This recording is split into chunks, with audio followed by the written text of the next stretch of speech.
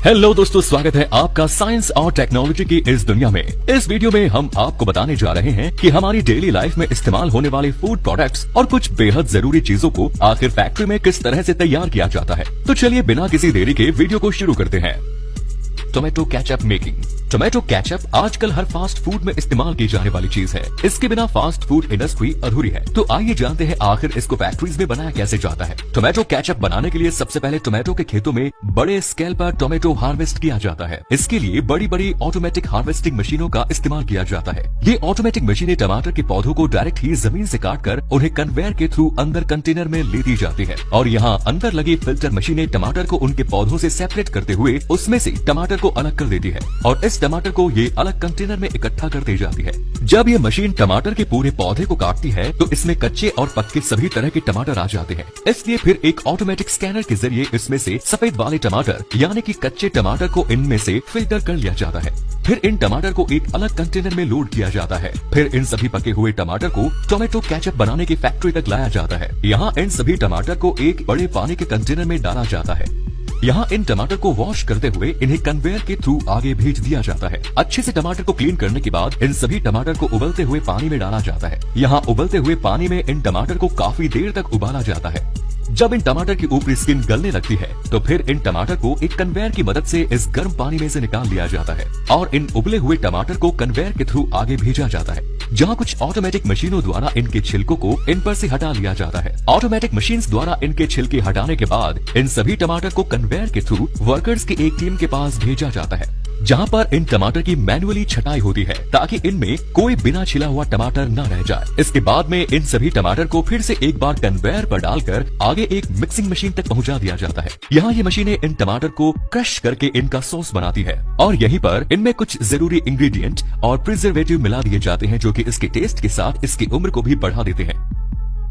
Next is sugar making process. Sugar making process. Sugar बनाने के लिए सबसे पहले खेतों में से गन्ने को काटा जाता है और फिर इन्हें ट्रकों में लोड करके शुगर मिल तक लाया जाता है। फिर इन गन्नों को एक कटिंग मशीन के नीचे रखा जाता है, जहां इन गन्नों को छोटे छोटे टुकड़ों में काट दिया जाता है। फिर इन टुकड़ों को पानी के कंटेनर में डालकर धोया जाता है। अच्छी तरह से धोने के बाद इन गन्ने को एक क्रशिंग मशीन से गुजारा जाता है। यहाँ ये मशीन इन गन्नों को क्रश करते हुए छोटे छोटे टुकड़ों में बदल देती है। इसके बाद आप देख सकते हैं कि ये गन्ना बिल्कुल पतले पतले रेशो में कन्वर्ट हो जाता है।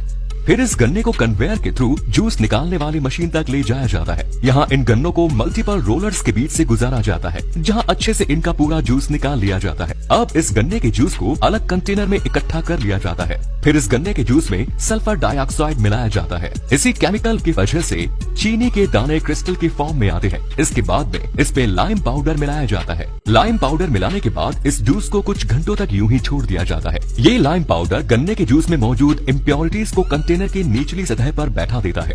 फिर ऊपर बचे इस शुद्ध जूस को आगे इवेपोरेटर में भेजा जाता है, जहां इसे काफी हाई टेम्परेचर पर गर्म किया जाता है, जिससे इसका पानी वेपोराइज हो जाता है और इसमें सिर्फ शुगर का प्योर सिरप बचता है। धीरे धीरे ये सिरप गाढ़ा होते जाता है और इसमें चीनी के क्रिस्टल्स बनने लगते हैं। फिर इस सिरप को स्टीम से गर्म किया जाता है, जिससे इसका बचा कुचा मॉइस्चर हट जाता है और ये चीनी के क्रिस्टल इसके कंटेनर के दीवार के ऊपर चिपक जाते हैं।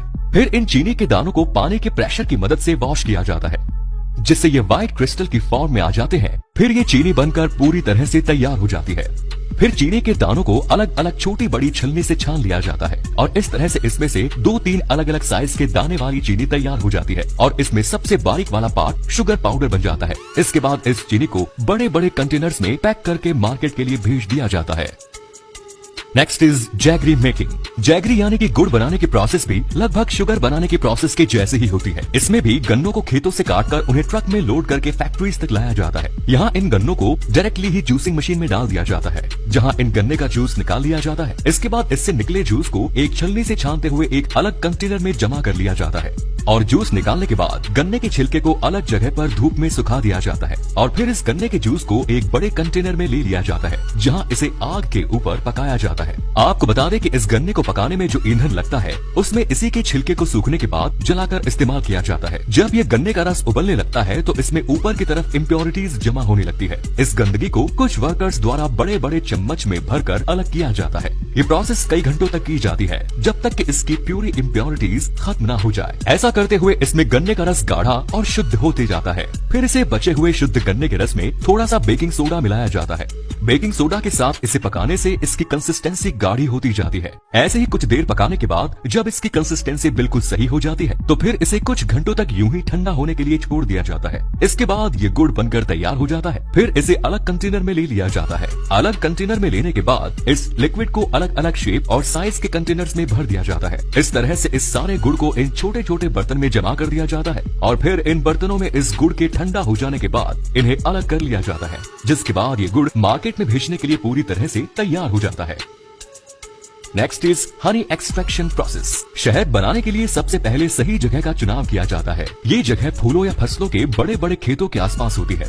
यहाँ सबसे पहले शहद के कई सारे बॉक्सेस को रख दिया जाता है। इन बॉक्स के अंदर कई सारे मधुमक्खी के आर्टिफिशियल छत्ते होते हैं। फिर इन खाली छत्तों में पालतू मधुमक्खियों को छोड़ दिया जाता है। ये मधुमक्खियाँ आसपास के फूलों से रस को लेकर इनमें इकट्ठा कर दी जाती है। कुछ दिनों बाद मधुमक्खियों के इन बॉक्सेस को खोलकर चेक किया जाता है। जब इनमें शहद अच्छी मात्रा में भर जाता है तो फिर इन छत्तों को इन बॉक्सेस से एक एक करके निकाला जाता है और इस पर से मधुमक्खियों को हटाया जाता है। इसके बाद इन छत्तों को डायरेक्टली ही शहद निकालने वाली जगह पर ले जाया जाता है। यहाँ सबसे पहले मधुमक्खी के छत्ते को एक मशीन के ऊपर रखा जाता है और यहाँ इनके छत्तों के ऊपर वाले ढक्कन को हटा दिया जाता है ताकि शहद को इनमें से निकालना आसान हो जाए। आप देख सकते हैं किस तरह से इनके ऊपर की ओपनिंग को हटाया जा रहा है। इसके बाद सभी छत्तों को एक एक्सट्रैक्टिंग मशीन में डाला जाता है। ये एक रोटेटिंग मशीन होती है जिसके अंदर इन छत्तों को डालकर गोल गोल घुमाया जाता है। इस तरह से इन छत्तों को घुमाने से इनमें मौजूद शहद इसमें से निकलने लगता है। शहद निकालने के बाद जब ये छत्ते खाली हो जाते हैं तो इन्हें हटाकर उनकी जगह वापस से एक आर्टिफिशियल छत्ता लगा दिया जाता है और फिर इन्हें वापस से मधुमक्खियों के बॉक्स में डाल दिया जाता है। इस तरह से मधुमक्खी पालन से काफी जल्दी और ज्यादा क्वांटिटी में शहद को प्राप्त कर लिया जाता है और फिर इकट्ठा हुए इस शहद को ऑटोमेटिक मशीन के जरिए अलग अलग साइज के कांच के जार में भरकर मार्केट में भेज दिया जाता है। तो आप सभी को इन फूड प्रोसेसिंग मशीनों के द्वारा इन प्रोडक्ट को बनता देखकर कैसा लगा अपने विचार कमेंट बॉक्स में जरूर दीजिए। अगर आपको ये वीडियो पसंद आया तो प्लीज लाइक और शेयर करना ना भूलें। ऐसे ही इंटरेस्टिंग नॉलेज से भरे और वीडियोस के लिए हमारे चैनल को सब्सक्राइब जरूर करें। धन्यवाद।